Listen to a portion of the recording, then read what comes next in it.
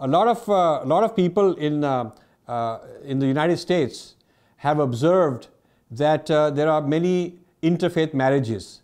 Maybe 30, 40, 50% of our people here are marrying outside the tradition, outside our faith. Not that it's a problem, but at least we ought to be conscious of it and we ought to understand it better.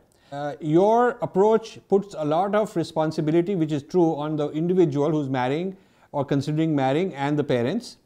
But you have not put so much emphasis on the Hindu priest, the acharya, the purohit, the priest in the temple, whereas from the Christian side, it's the Christian priest who's the expert on these things, the rabbi in the Jewish tradition and the imam in the Muslim tradition. So they have people who are professional experts.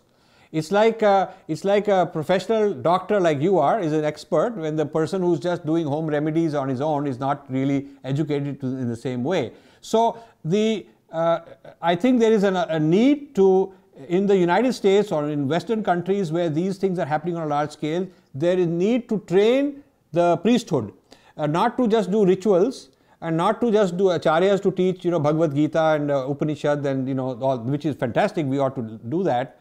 But also to make them aware of social, political, cultural issues of this sort, because it's such a widespread trend and it's going to get even more so as time passes.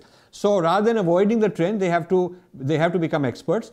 So in the case of church, they are training priests to become counselors, family counselors, and also rabbis. People often, when they have some family issue, they discuss with their rabbi or the imam or the priest, and they give advice and they are trained. In the case of a temple, who would you go to? I mean, there are the trustees who are just regular people like us, running a temple, and then they have all the rituals done by a priest. But the priest is not that informed, not that well educated about American society. He's not going to be able to do all these things. So we need a certification program for interfaith counseling, interfaith coaching, dating and marriage coaching.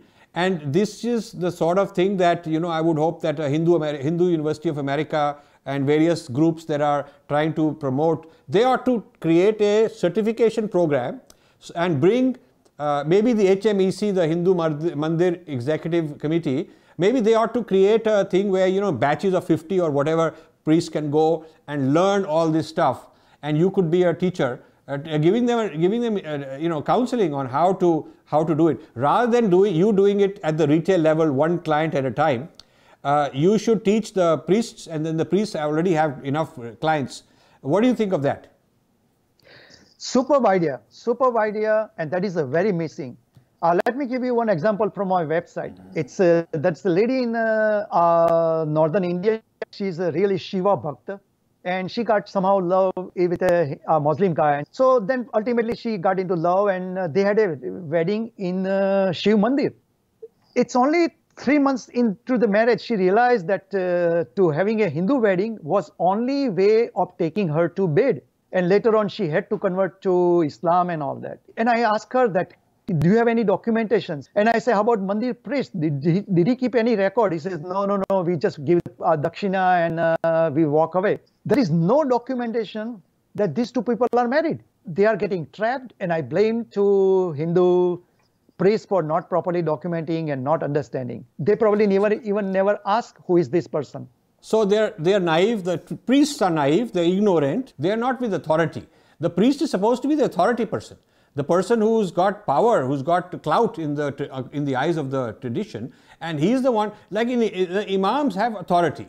The priest in a Christian church has authority, the rabbi has enormous authority. I mean, rabbi can decide and tell you this is the law, this is not the law, but the priest does not come across the persona of a person who feels empowered. And I think another problem is the priesthood is ignorant of social issues. They need to be much better educated, and the temple should invest in this. The Hindu Mandir Executive Committee should invest in this. Hindu University of America should start these kind of courses. We need people to understand that this problem is a serious problem.